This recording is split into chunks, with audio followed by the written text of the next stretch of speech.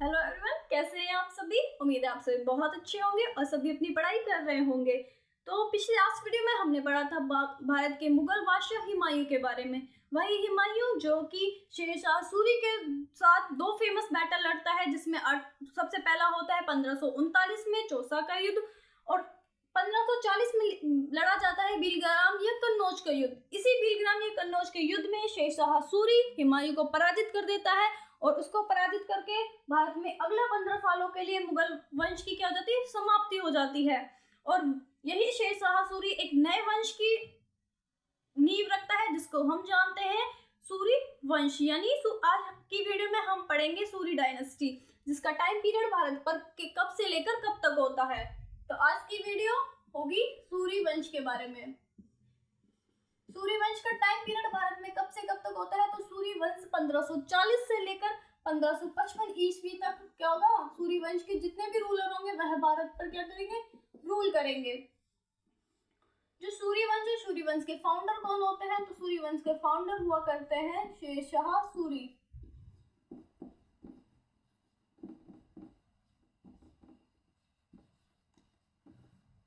यही शेरशाह सूरी 1540 से लेकर 1545 ईस्वी तक क्या करेगा, भारत पर रूल करेगा। और यही इसी के द्वारा भारत के दूसरे अफगानी वंश की क्या होती है, स्थापना होती है। तो यही होता है दूसरा भारत का दूसरा अफगानी वंश।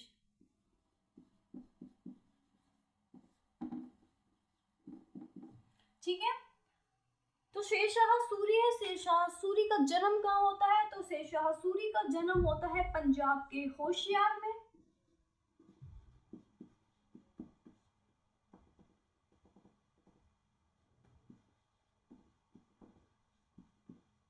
पंजाब के होशियार नामक स्थान पर शेरशाह सूरी का जन्म 1472 ईस्वी में होता है। यानी शेरशाह सूरी का जन्म 1472 ईस्वी में पंजाब के एक होशियार नामक स्थान पर होता है। इसके बचपन का नाम क्या था, तो इसके बचपन का नाम था निजाम। इसके बचपन का नाम हुआ करता था निजाम खान। इसके पिता का नाम क्या था, इसके पिता का नाम था हसन खान। जो इसके पिता है हसन खान, ये कहाँ के जमींदार हुआ करते थे, तो यह लैंडलॉर्ड हुआ करते थे, यानी जमींदार हुआ करते थे जौनपुर के। वही जौनपुर जिसकी स्थापना तुगलक वंश के शासक फिरोज शाह तुगलक के द्वारा अपने बड़े भाई जोना खां के नाम पर की जाती है। उसी जौनपुर को जिसको बोला जाता है भारत का पूर्व शिराज, यानी मुस्लिम एजुकेशन के लिए इसी जौनपुर को क्या बोला जाता था, भारत का सिराज बोला जाता था। तो इसी जौनपुर के जमींदार हुआ करता था निजाम के पिता, जिनका नाम था हसन खान। जब शेरशाह सूरी, यानी इसका बचपन का नाम था निजाम, यानी निजाम जब अपनी प्रारंभिक शिक्षा कहाँ से कंप्लीट करते हैं, तो प्रारंभिक शिक्षा वह अपनी जौनपुर से कंप्लीट करते हैं। जब शेरशाह सूरी की प्रारंभिक शिक्षा कंप्लीट होती है, तो यह अपनी शिक्षा कंप्लीट करने के बाद इसी के समकालीन एक बिहार में एक शासक हुआ करता था, जिसको हम जानते हैं बहार खान लोहानी के नाम से। तो बिहार का एक शासक हुआ करता था बहार खान लोहानी, जो समकालीन हुआ करता था किसके, शेरशाह सूरी के, और यह शासक हुआ करता था बिहार का। तो जैसे ही शेरशाह सूरी अपनी प्रारंभिक शिक्षा पूरी करता है, तो यह बॉडीगार्ड या अंगरक्षक बन जाता है किसका, इसी बहार खान लोहानी का, जो कि बिहार का शासक था। जब निजाम अपनी शिक्षा पूरी करने के बाद बहार खान लोहानी का अंगरक्षक बनता है, तो ऑल टाइम उसके साथ ही रहा करता था। तो एक बार बहार खान लोहानी शिकार करने के लिए जाता है, और जैसे ही बहार खान लोहानी शिकार करने के लिए जाता है, तो उस पर एकदम से अटैक हो जाता है किसका, शेर का। जैसे ही शेर इस पर अटैक करता है, तो इसके बीच में कौन आ जाता है, निजाम आ जाता है, और निजाम उसको एक ही तलवार से उस शेर का क्या कर देता है, सर अलग कर देता है। तो इन सबको देख के ही इन सबको देखते हुए इसी बहार खान लोहानी के द्वारा निजाम को एक टाइटल दिया जाता है, जिसको वो टाइटल था शेर खान का। तो शेर खान का टाइटल किसके द्वारा दिया जाएगा, इसी बहार खान लोहानी के द्वारा।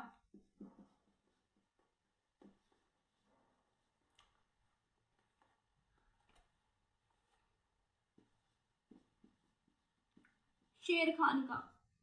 तो इसका टाइटल किसको दिया जाता था? शेर खान का टाइटल दिया गया। तो इसी बहार खां लोहानी की मृत्यु कुछ दिनों बाद ही इसी बहार खां लोहानी की क्या हो जाती है? मृत्यु हो जाती है। और इसके मरने के बाद ही यही शेर खान इसकी विधवा से क्या कर लेता है? विवाह कर लेता है। और विवाह करने के बाद खुद बन जाता है बंगाल का अगला शासक। सॉरी, बंगाल का नहीं, बिहार का अगला शासक। तो इस बहार खां लोहानी की मृत्यु के बाद बिहार का अगला शासक कौन बनता है? शेर खान। जैसे ही शेर खान बंगाल का शासक जैसे ही शेर खान बिहार का शासक बनता है, तो शासन बनते ही यह हुमायूं के क्या हो जाएगा? समकालीन हो जाएगा। तो उसी टाइम भारत का अगला मुगल बादशाह कौन बनता है? हुमायूं बनता है। और जैसे ही हुमायूं भारत का अगला मुगल बादशाह बनता है, तो शेर खान और हुमायूं के बीच में क्या हो जाती है? टकरार हो जाती है, क्योंकि शेर खान भारत में मुगल वंश का क्या करना चाहता था? अंत करना चाहता था। तो इसी हुमायूं के द्वारा शेर खान पर चुनारगढ़ का फर्स्ट अटैक किया जाता है, जिसमें शेर खान के द्वारा झूठी संधि कर ली जाती है हुमायूं से। और हुमायूं से झूठी संधि करने के बाद यही शेर खान अपने बड़े पुत्र और अपनी सेना की टुकड़ी किसको दे देता है? हुमायूं को दे देता है। लेकिन शेर खान उससे झूठी संधि करता है और अपनी ताकत को क्या करने लग जाता है? बढ़ाने लग जाता है। जैसे ही हुमायूं को यह बात पता लगती है, तो हुमायूं उस पर दोबारा अटैक करता है और इसी के साथ ही यह चुनारगढ़ पे सेकंड अटैक करता है। तो शेर खान अपने आप को क्या कर लेता है? बंद कर लेता है किले के अंदर। और शेर खान किले के अंदर बंद करता है, तो हुमायूं किले को तुड़वाता है और वहीं शेर खान अपनी जान बचाते हुए किधर भाग जाता है? बंगाल की तरफ। जब शेर खान बंगाल की तरफ भागता है, तो हुमायूं इसका पीछा करते हुए बंगाल पहुंचता है, लेकिन शेर खान वहां हुमायूं को नहीं मिलता। और जब हुमायूं को नहीं मिलता, तो हुमायूं वापस आने लगता है और शेर खान अपनी स्ट्रेटजी बनाते हुए क्या कर देता है? वापस हुमायूं की थकी हारी सेना पर अटैक कर देता है। और जैसे ही हुमायूं की थकी हारी सेना पर अटैक करता है, तो हुमायूं की सेना शेर खान की सेना का क्या नहीं कर पाती? सामना नहीं कर पाती।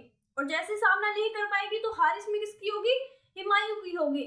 और हुमायूं अपनी कैसे न तैसे जान बचाते हुए कहाँ आता है? आगरा की गद्दी पर बैठता है। तो इसी युद्ध को हम क्या कहते हैं? चौसा का युद्ध।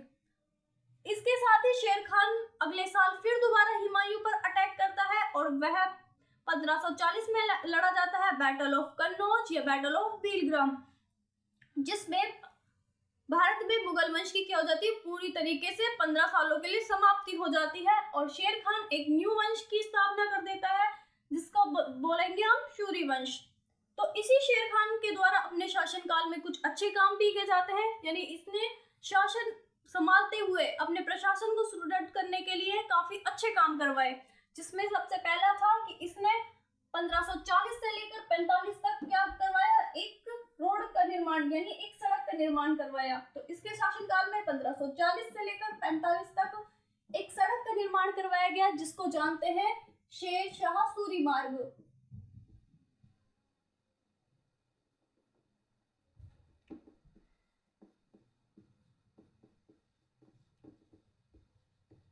शेर शाह सूरी मार्ग, जो कि कहां से था? जो हुआ करता था पेशावर से लेकर बंगाल के सोनारगांव तक। सोनारगांव बंगाल।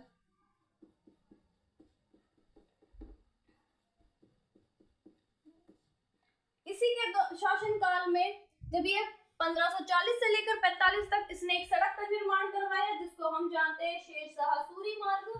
और इसी शेरशाह सूरी मार्ग पर इसने 1700 सरायों का निर्माण कराया। 1700 सरायों का निर्माण क्यों करवाया? जो कि रात में राहगीरों का रुकने का स्थान हुआ करती थी। तो इसी सड़क पर इसने 1700 सरायों का निर्माण कराया, जो कि रात में रुकने का स्थान यानी राहगीरों के रुकने का स्थान हुआ करती थी। तथा इसके ही द्वारा दो दो कोस पर किसका निर्माण कराया गया? कोष मीनारों का।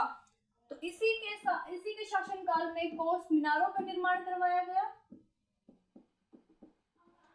इन्हीं कोष मीनारों को गिनकर राहगीरों को पता लगता था कि उन्होंने कितनी दूरी कवर कर ली है और वह कहां पहुंच गए हैं। यानी इन्हीं को गिनकर राहगीरों को पता चलता था कि वह कितनी दूरी तय कर चुके हैं। इसी शेरशाह सूरी मार्ग को जो इसने बनाया था पेशावर से लेकर सोनारगांव तक, इसी को 1839 ईस्वी में अंग्रेजों के द्वारा मतलब शेरशाह सूरी मार्ग को ही 1839 ईस्वी में ग्रैंड ट्रंक रोड यानी जीटी रोड नाम दिया गया, जो कि दिया गया लॉर्ड ऑकलैंड के द्वारा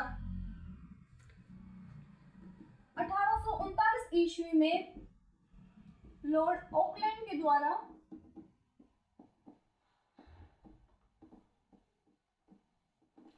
इसी लॉर्ड ऑकलैंड के द्वारा एक नाम दिया गया जिसको जानते हैं जीटी रोड या ग्रैंड ट्रंक रोड, जो हुआ करती थी अमृतसर यानी जो कहां से कहां तक होगी, जो अमृतसर से लेकर कोलकाता तक हुआ करती थी, अमृतसर से लेकर कोलकाता तक।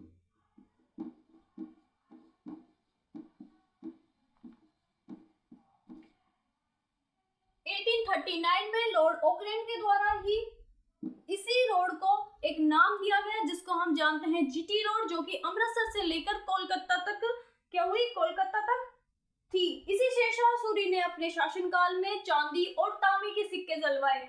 जिन चांदी के सिक्कों को कहा जाता था रुपया, चांदी के सिक्के चलवाए उन्हें क्या कहा जाता था, रुपए, और जो तांबे के सिक्के चलवाए उन्हें कहा जाता था दाम।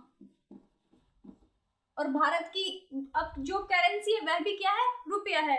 यानी टोटल विश्व में 8 देशों की जो करेंसी है वह क्या है, रुपया है। और वह किसके द्वारा चलवाई गई, इसी शेरशाह सूरी के द्वारा चलवाई गई। और इसी के द्वारा अपने शासनकाल में डाक सेवा भी प्रारंभ की गई।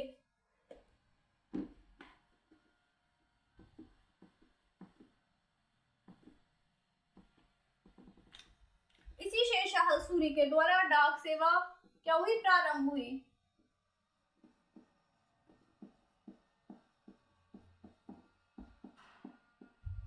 शेरशाह सूरी ने अपने शासनकाल में, जो कि खिलजी वंश के एक शासक हुआ करता था अलाउद्दीन खिलजी, उसने अपने शासनकाल में डाक प्रथा और हुलिया प्रथा प्रारंभ की। तो इसी शेरशाह सूरी के द्वारा वह दोनों प्रथाएं भी अपने शासनकाल में चलवाई गई। तो इसी के शासनकाल में हुलिया और डाक प्रथा भी प्रारंभ हुई।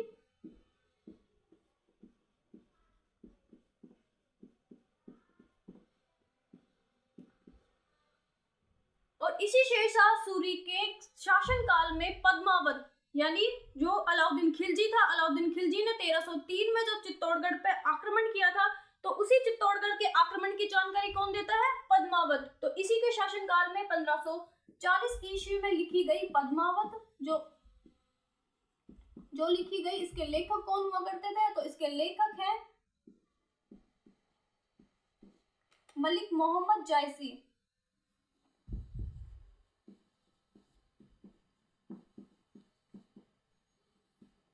यानी इसके ही शासनकाल में मलिक मोहम्मद जायसी के द्वारा एक ग्रंथ लिखा गया पद्मावत, जो कि लिखा गया 1540 में, जिसमें चित्तौड़गढ़ विजय के साथ साथ अलाउद्दीन और पद्मावती के बारे में भी जानकारी मिलती है। इसी अलाउद्दीन खिलजी के द्वारा 2 किलों का निर्माण करवाया गया, यानी इसने 2 किलों का निर्माण करवाया, जिसमें सबसे पहले बनवाया इसने रोहतासगढ़ का किला। जो रोहतासगढ़ का किला है यह कहाँ पड़ता है, तो रोहतासगढ़ का किला बनवाया इसने सिंध में। और इसी के द्वारा दिल्ली का पुराना किले का निर्माण करवाया गया। पुराना किला जो कहाँ है, दिल्ली, इसका क्या क्या निर्माण करवाया गया। जब 1545 ईस्वी में अलाउद्दीन खिलजी कालिंजर मिशन पर जाता है, कालिंजर मिशन पर जाता है, तो इसी मिशन पर इसके पास एक तोप हुआ करती थी, और वह तोप क्या करती थी, आग के गोले निकाला करती थी। जब यह 1545 में कालिंजर के मिशन पर जाता है, तो इसके तोप हुआ करती थी, उसमें आग के गोले निकला करते थे, और उन्हीं आग के गोलों को क्या कहा जाता था, तो उन्हीं आग के गोलों को क्या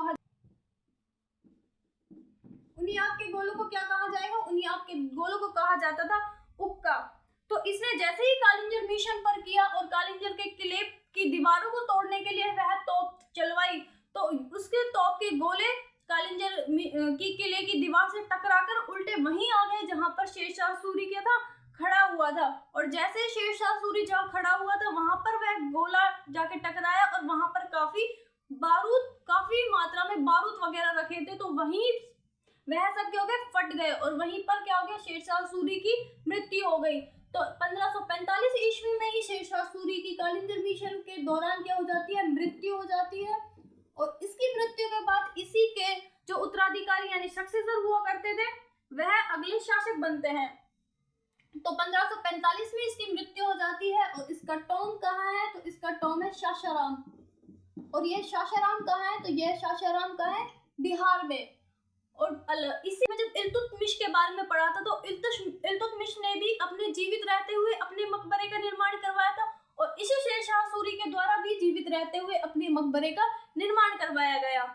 जब सासाराम में जब इसकी कालिंजर मिशन पर इसकी मृत्यु हो जाती है, तो उनके मरने के बाद इसके 3 उत्तराधिकारी बनते हैं, जिसमें सबसे पहला उत्तराधिकारी आता है इस्लाम शाह सूरी, फिर इसके बाद बनेगा आदिल शाह सूरी।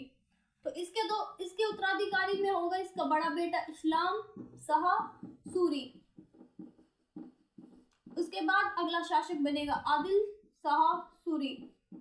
इन दोनों को पढ़ना ज्यादा इंपॉर्टेंट नहीं है, लेकिन इसके बाद जो सूरी वंश का अंतिम शासक कौन सा होता है, तो सूरी वंश का अंतिम शासक होगा सिकंदर सूरी।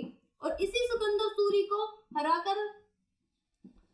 सूरी को हराकर हुमायूं भारत पे क्या करता है, दोबारा मुगल वंश की स्थापना करता है, जो कि उसके पिता के द्वारा की गई थी। तो इसी को हराता है हुमायूं, और भारत में सूरी वंश को क्या कर देता है, खत्म कर देता है, और मुगल वंश की दोबारा क्या कर देता है, स्थापना कर देता है।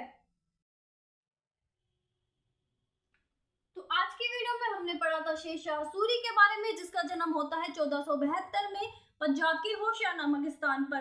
तो जब शेरशाह सूरी के पिता का नाम हुआ करता था हसन खां, और इसके बचपन का नाम था निजाम। शेरशाह सूरी अपनी प्राथमिक शिक्षा कंप्लीट करने के बाद इसके जो बिहार के शासक हुआ करता था, बाहर का लोहानी का क्या बन जाता है, अंगरक्षक या बॉडीगार्ड बन जाता है। और इसी बाहर का लोहानी के द्वारा शेरशाह को एक शेर खान का टाइटल दिया जाता है।